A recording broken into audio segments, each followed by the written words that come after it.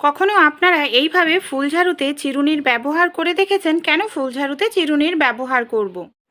এমনই কিছু ছোট ছোট টিপস আপনাদের সঙ্গে শেয়ার করব। আশা করছি টিপসগুলি যদি অ্যাপ্লাই করেন আপনাদের যে প্রত্যেক দিনের কাজগুলো হয় সেই কাজগুলো অনেকটাই সহজ হয়ে যাবে। চলুন তাহলে আজকের উপকারী টিপসগুলি আমরা দেখে নিই।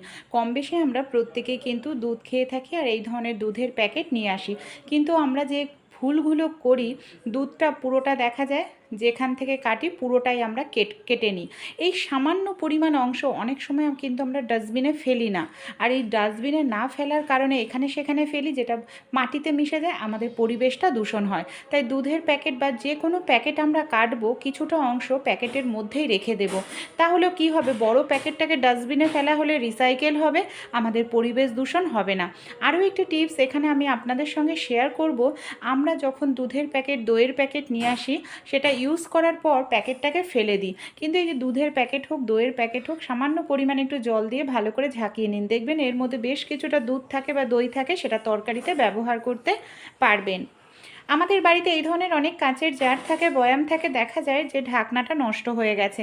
আর এই ধরনের কাঁচের জারগুলো নানা কাজে ব্যবহার করা হয়, তাই ঢাকনা নষ্ট হয়ে গেলে জিনিস রাখলে বেশি দিন ভালো থাকে না। এই ধরনের যে রাবারগুলো আমাদের বাড়িতে থাকে না, বেলুনগুলো, এই বেলুনগুলোকেই কিন্তু আমরা ঢাকনা হিসাবে ব্যবহার করতে পারি। এইভাবে দেখুন, ঢাকনার মধ্যে যদি আটকে দিই, ভেতরে হাওয়া বাতাস ঢুকতে পারবে না, কৌটোর মধ্যে রাখা জিনিসটাও ভালো থাকবে। অনেক সময় আমরা যে এই ধরনের কাচের জার ব্যবহার করি, দেখা যায় কাচের জারের যে ঢাকনাটা সেটা ঢেলা হয়ে যায়। ঢাকনাটা ঢেলা হয়ে গেলে যে সমস্যাটা আমাদের দেখা দেয়, যে কোনো জিনিস বেশি দিন ভালো থাকে না। তাই একটি কাজ করবেন, যে কোনো কৌটোরই ঢাকনা যদি ঢেলা হয়ে যায়, আপনারা কি করবেন, একটি গার্ডার নিয়ে নিন। এখানে একটি গার্ডার আমি নিয়ে নিচ্ছি। দেখুন এইভাবে গার্ডারটা কি করবেন, যে ঢাকনার প্যাচ আছে, প্যাচের মধ্যে খুব ভালো করে টাইট করে আটকে দেবেন। তারপর যদি ঢাকনাটা আটকান, প্যাচের জায়গায় দেখবেন টাইটভাবে আটকে যাবে ঢাকনা, আর কখনোই লুজ হবে না। অনেক সময় দেখা যায় নেল পালিশ আমরা কম বেশি প্রত্যেক মহিলারাই পরে থাকে। নেল পালিশ পরতে গিয়ে মেজোতে নেল পালিশ পড়ে যায়, কিংবা যেখানে সেখানে পড়ে যায়। আর নেল পালিশটা পরিষ্কার করতে আমাদের অনেকটা ঘষতে লাগে, নেল রিমুভারের দামটাও বেশি। কিন্তু নুন আমাদের প্রত্যেকের বাড়িতেই থাকে, সামান্য পরিমাণ নুন দিয়ে আপনারা এইভাবে একটু ঘষে নিন, দেখবেন খুব সহজেই নেল পালিশটার যে এখানে পড়েছে সেই দাগটাকে পরিষ্কার করে ফেলতে পারবেন। এখানে আপনাদের কোনো রকম নেল রিমুভারের প্রয়োজন পড়বে না। আর নুন দানা দানা হওয়ায় এখানে স্ক্রাবের কাজ করবে, সহজেই নেল পালিশটা উঠে যাবে। পেঁয়াজ আমরা কম বেশি প্রত্যেকেই খেয়ে থাকি, ছুরি বটি ছাড়াও আমরা সহজেই পেঁয়াজ কেটে নিতে পারি। অনেক সময় আমাদের বাড়িতে ছোট বাচ্চারা থাকে, হয়তো বড়রা কেউ থাকে না, বাচ্চারা টিফিন বানায়, ছুরি বটি দিয়ে পেঁয়াজ কাটতে গেলে হাত কেটে যাওয়ার সম্ভাবনা থাকে।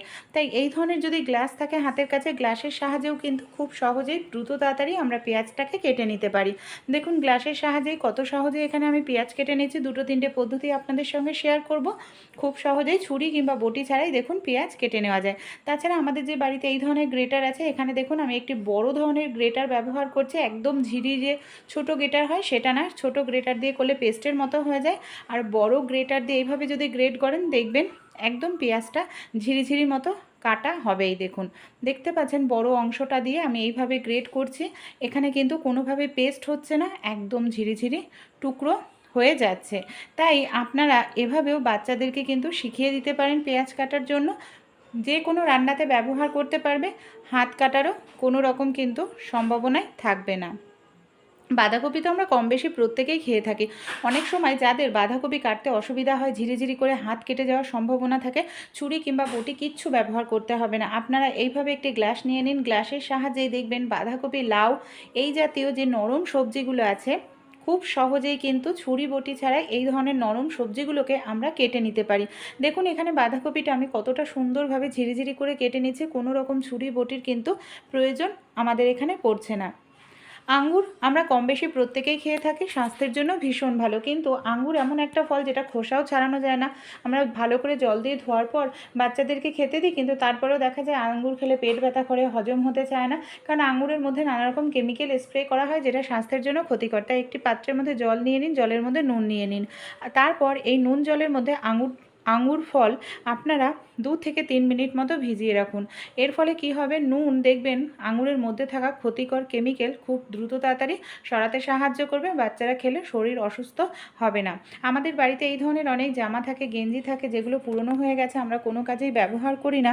এই ধরনের জামা গেঞ্জি দিয়েই কিন্তু আমরা খুব সুন্দর তৈরি করে নিতে পারি বাস্কেট বন্ধুরা।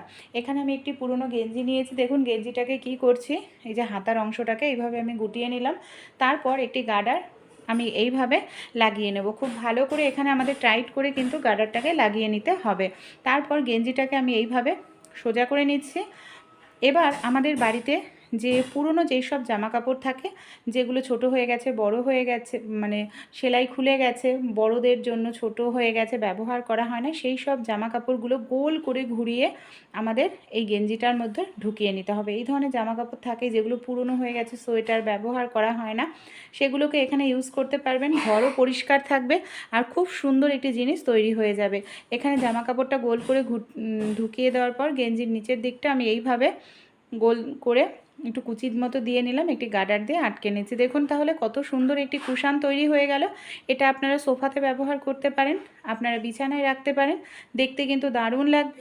আইডিয়াটি যদি ভালো লেগে থাকে অবশ্যই ট্রাই করে দেখবেন। সূচে সুতো পরাতে গেলে অনেক সময় আমাদের অনেকেরই অনেকটা সময় লেগে যায়। সমস্যাটা কি হয় দেখবেন, যাদের চোখে সমস্যা তাদের এই সমস্যাটা আরও বেশি করে দেখা দেয়। তাই সূচে আপনারা খুব সহজেই সুতো পরিয়ে নিতে পারবেন বাড়িতে থাকা এই ধরনের নষ্ট হয়ে যাওয়া সেফটি পিন। যে সেফটি পিন আমরা কোনো কাজেই ব্যবহার করি না বন্ধুরা, সেটার সাহায্যেই কিন্তু সূচে সুতো পরিয়ে নিতে পারি।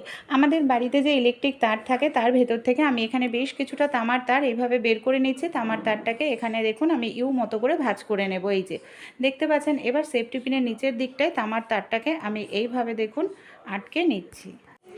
এখানে যে তামার তারটা নিয়েছে আমি এখানে সেফটি পিন নিয়ে নিচ্ছি। সেফটি পিনের সাহায্যে তামার তারটাকে আমাদের খুব ভালো করে টাইট করে এইভাবে আটকে নিতে হবে। এটা রোজ রোজ তৈরি করার দরকার নেই, একদিন আপনারা তৈরি করে রেখে দিলে অনেক দিন কিন্তু এটাকে আপনারা ইউজ করতে পারবেন। এটার সাহায্যে আমরা কিভাবে সূচে সুতো পরাবো, সবার প্রথমে সুচটাকে তামার তারের মধ্যে আমাদের এইভাবে ঢুকিয়ে নিতে হবে। তারপর সুতোটাকেও তামার তারের মধ্যে এইভাবে ঢুকিয়ে নেব। তারপর সুচটাকে বের করে নেব। ব্যাস, দেখুন কত সহজেই এখানে আমরা সূচের মধ্যে সুতো পরিয়ে নিতে পারলাম। ভালো লাগলে আইডিয়াটি অবশ্যই ট্রাই করে দেখবেন। অনেক সময় কি হয়, আমাদের বাড়িতে যে বয়স্করা মারা থাকেন তাদের জন্য গ্যাসের সিলিন্ডারের ক্যাপটি খোলা খুবই কষ্টকর হয়ে পড়ে। দেখা যায় দড়ি ধরে টানাটানি করে, শক্তি প্রেশারের প্রয়োজন পড়ে। কোনো রকম শক্তি কিংবা প্রেশারের প্রয়োজন পড়বে না, খুব সহজেই আপনারা গ্যাসের সিলিন্ডারের ক্যাপটি খুলে নিতে পারবেন। আমাদের বাড়িতে যে এই ধরনের খুন্তি থাকে, খুন্তি কিংবা কোনো চামচ নিয়ে নেবেন। এবার আমরা কি করব, যে খুন্তির হ্যান্ডেলটা আছে সেটা আমরা নিয়ে নিচ্ছি। এইভাবে গ্যাস সিলিন্ডারের ক্যাপের মধ্যে ঢুকিয়ে দিলাম। এতে গ্যাস সিলিন্ডারের যে ক্যাপটি সেটা কিন্তু আংটাটা ঢেলা হয়ে যায়। কোনো রকম দড়ি ধরে টানতে হবে না, শক্তি প্রেশারের প্রয়োজন পড়বে না। হালকা করে ওপর থেকে টান দিলেই দেখুন কত সহজে এখানে আমরা গ্যাসের সিলিন্ডারের ক্যাপটি খুলে ফেলতে পারছি। ভালো লাগলে আইডিয়াটি অবশ্যই কিন্তু আপনারাও এখানে ট্রাই করে দেখবেন, উপকার পাবেন। কাঁঠাল বা ইঁচড় কম বেশি আমরা প্রত্যেকেই খেয়ে থাকি। অনেক সময় দেখা যায় কাঁঠাল বা ইঁচড় এই জাতীয় যে সবজিগুলো যখন আমরা ছুরি কিংবা বটি দিয়ে কাটতে যাই, ছুরি বটিও আঠা আঠা হয়ে যায়, আমাদের হাতও প্রচণ্ড পরিমাণে আঠা হয়ে যায়। তাই যখনই আপনারা ছুরি কিংবা বটি দিয়ে কাঁঠাল কাটবেন, সব সময় কি করবেন, হাতে এমনকি ছুরি বটিতে ভালো করে আপনারা তেল লাগিয়ে নিন। ভালো করে যদি তেলটা লাগিয়ে নিতে পারেন, তারপর একটি পেপার নিয়ে নেবেন। পেপারের ওপর রেখে আপনারা যদি কাঁঠালটা বা ইঁচড়টা কাটেন, দেখবেন আপনাদের হাতে আঠা লাগবে না, সেই সঙ্গে আপনাদের ছুরি বটিতেও কিন্তু আঠা লাগবে না। এই দেখুন, আর যে বোটার অংশটা কেটে কিছু সময় রেখে দিন, তাহলে কি হবে, কাঁঠালের মধ্যে যে আঠাটা থাকে সেই আঠাটা কিন্তু খুব সহজেই বের হয়ে যাবে। ছোট্ট আইডিয়াটি একবার হলেও ট্রাই করে দেখবেন, এতে দেখবেন পুরো এই বোটার অংশ থেকে সব আঠা সহজেই বের হয়ে যাবে। কাঁঠালের ভেতরে আঠার পরিমাণ কম থাকবে। অনেক সময় দেখা যায় কোনো কিছু আঁকতে হবে, কিছু প্রজেক্ট বানাতে হবে, এর জন্য আমাদের একদম সার্কেল একটা করতে হয়। এমনকি হাত দিয়ে করতে গেলে দেখবেন হয়তো কিছুটা পরিমাণ আঁকা বাঁকা হয়ে যায়, ঠিকঠাক মতো আঁকা হয় না। এর জন্য ছোট্ট একটি টিপস আপনারা কিন্তু অ্যাপ্লাই করতে পারেন, দেখবেন পারফেক্ট সার্কেল করে নিতে পারবেন। কোনো রকম এখানে আপনাদের কোনো কিছুর প্রয়োজন পড়বে না। একটি সেফটি পিন নিয়ে নিন, আর সেফটি পিনটাকে ঠিক আপনারা এইভাবে রেখে নেবেন যেখানে আঁকবেন।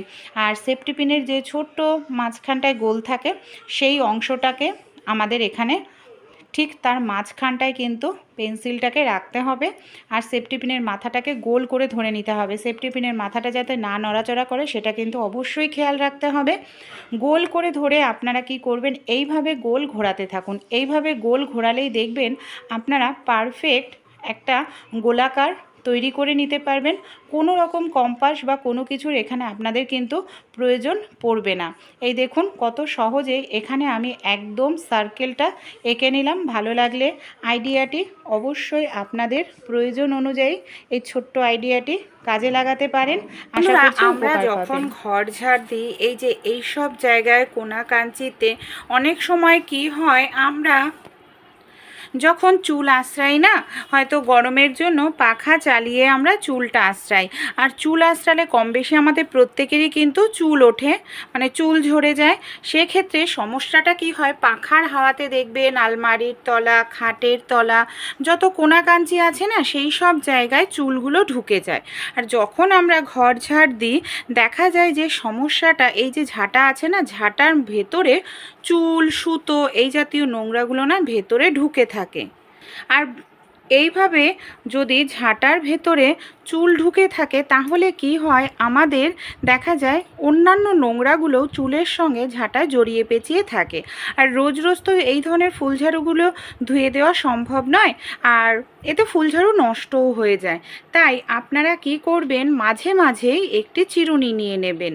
চিরুনি দিয়ে আপনাদের যে কাজটি করতে হবে, এই যে এইভাবে দেখুন, পুরনো চিরুনি নেবেন, নতুন নয়। এই দেখুন কতটা চুল দেখবেন এর মধ্যে, এই দেখুন আটকে থাকে। শুধু চুল নয় বন্ধুরা, আরও নোংরাও কিন্তু এর মধ্যে আটকে থাকে। তাই এইভাবে আপনারা অবশ্যই সপ্তাহে 2 থেকে 3 দিন চিরুনি দিয়ে আঁচড়ে নিন, দেখবেন কত সহজেই আপনাদের ফুলঝাড়ু পরিষ্কার পরিচ্ছন্ন থাকবে। যে চুল, সুতো ফুলঝাড়ুর মধ্যে আটকে থাকে সেটাও বেরিয়ে